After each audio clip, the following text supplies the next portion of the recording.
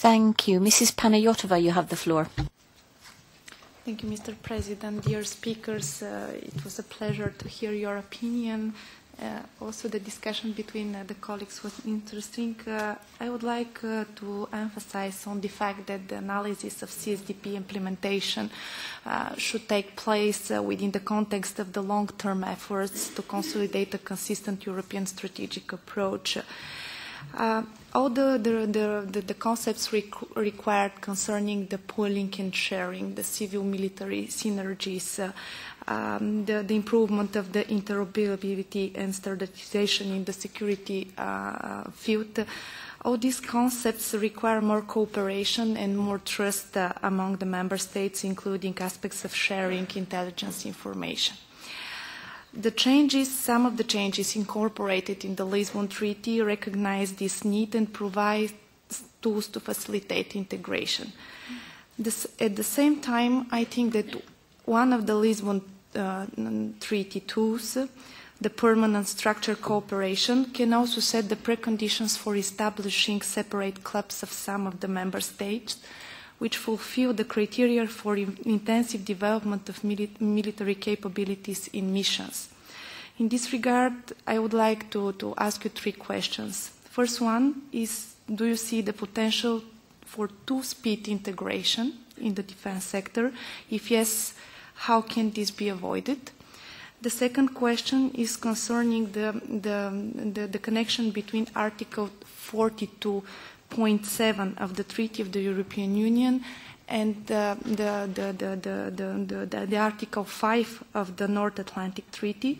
So the Article 42.7 creates the obligation for member states to provide aid and assistance in case of an armed aggression on the territory of another member state, without, however, specifying whether it includes military or defense assistance.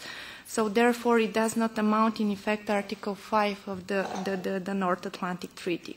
This raises the question, what's the eventual ambition of the European Union in the defense sector, and does it really strive to be a defense community? And my third question is, having in mind the new security context and the continuously shifting nature of threats, do you think that the European global strategy has the potential to turn into something more than another paper dragon? Thanks. About this European security strategy, will it be a document as all other documents? Heaven forbid that. We have more than enough documents. We need a real strategy, and a strategy is not a document. A strategy is a concept of mind.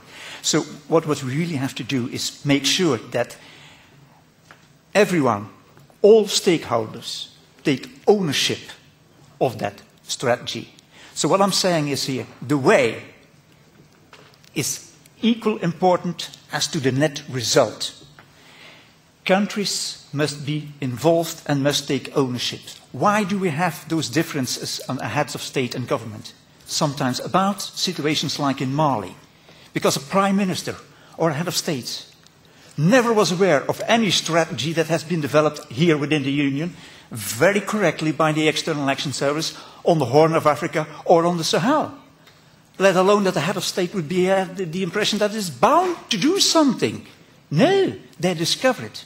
They discover it because they are not involved in something like a common shared view and a common strategy. So I think, let's say, this element answers most of the questions.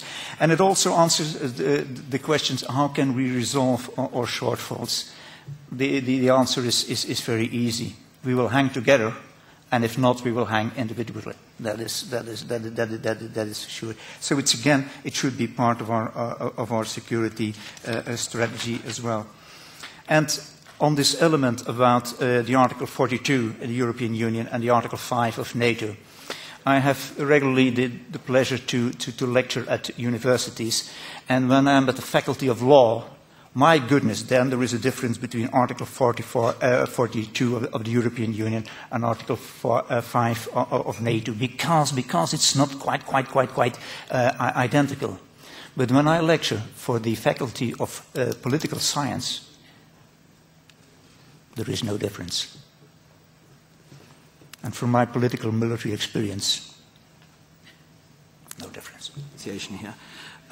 You ask two questions that you've asked about does the EU really strive to be a security community? No, it doesn't. I don't see the ambition to do this. And that's the problem, because it has to be. And security community, I mean, in the widest sense, not only in the narrow Article 5 sense, that is something that lies in the future, but to understand that we indeed are in this together, and that this continent, you know, when you just get out of the way, when you get away from this kind of the narcissism of small differences, as some strategist has called it. The Europeans like to, you know, dwell on their little differences between each other. And there are considerable differences, but when you look at the larger scheme, these differences are actually quite minute. And when you take a step back and forget about the narcissism of small differences, there is an overall common strategic European objective. And the EU, if it wants to become a community, needs to first get aware of this. And I think this is entirely what it's all about. And in that sense, I strongly advocate that the EU deals with these things more. Your second question is related to this. You refer to the European Global Strategy. That is a project that our think tank was not involved in, but your question was, can it ever be more than just a paper tiger? I'm afraid not, if there's not buy-in from the leading member states. The member states are running the show on security, as they should, I guess. We will not have an integrated security policy anytime soon. And the member states need to have buy-in and need to kind of adopt these ideas. There are a couple of useful ideas in it. The most important, I think, value of this document is that it, again, I'm just keeping on repeating this mantra, like, that it points out our strategic weaknesses and the necessities, and the more reader it finds, the better. A very final point on Article 5, what Jo just said. Article 5 is an interesting kind of mysterious creature, and it's often forgotten that Article 5 itself, you know, even during the Cold War, meant very, very little. The security guarantee of NATO didn't come through Article 5. It came through the fact that actually, mostly on German soil, but also elsewhere, you had almost all NATO member states physically present with their troops. You had Americans and Canadians and Brits and French and Belgians and Dutch and Danes. Everybody was there. So indeed, an attack on German soil would have been a physical attack on everybody. That was the real security guarantee of Article 5. Article 5 itself is just a provision in a treaty. And in that sense, it is the same as is Article 42 in the European document. It's just a piece of paper. The question is, where does the real solidarity come from? Does it come from, like in the Cold War, physical presence on the ground? Or does it come from a wider conscience of actually we're really, as Jo said, we're hanging in this together? My feeling is that physical presence on the ground will not do the trick anymore. We will not have solidarity that comes from a unified threat from a huge ally, and you counter that by putting troops on the ground. It is now about wider security interests in the world, often far away from our actual soil, and we share those. We are an import-export-oriented continent. We all share that. We are resource poor, and we are poor on labor forces. We have an interest in a globalized functioning economy, and that's a global security interest. And that is, if solidarity among Europeans doesn't come from that understanding, it will not come ever. Whether that's NATO or EU, doesn't matter. The permanent structural cooperation, in my view, it's a possibility to explore because on one hand, it is sufficiently flexible to allow those member states who want to go faster, to move faster, to act quickly, to do so. So it introduces a degree of flexibility within the EU institutional framework. At the same time, it is sufficiently transparent, open, and fixed, included in the institutional framework to allow other member states to join this permanent structural cooperation later on or to flexibly relate with it. So somehow it balances the need to introduce flexibility to the need to not lead to a two-speed integration which may be disruptive for the European integration process. My third point is about Libya operation, which has been mentioned in the debate. Well, I mean, to be clear, the United States did an overwhelming majority of strikes in the first days of the operation. And that was the most demanding, the most risky, the most high-tech. It was about 90–95% in the first 3 days. And in the following 7 months of air campaign, no single European country did more than 1/3 of the air sorties. So it was a coalition operation, and it proves that no single European country alone can do a Libya-style operation. And even a couple of countries may find very difficult, if not impossible, to manage it.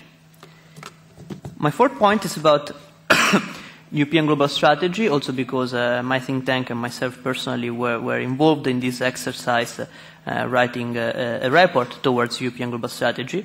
So the aim was to stimulate the debate, and at the end of the day, this debate can translate in concrete action only if there is the political awareness of the need to share a European vision and to act Europeans.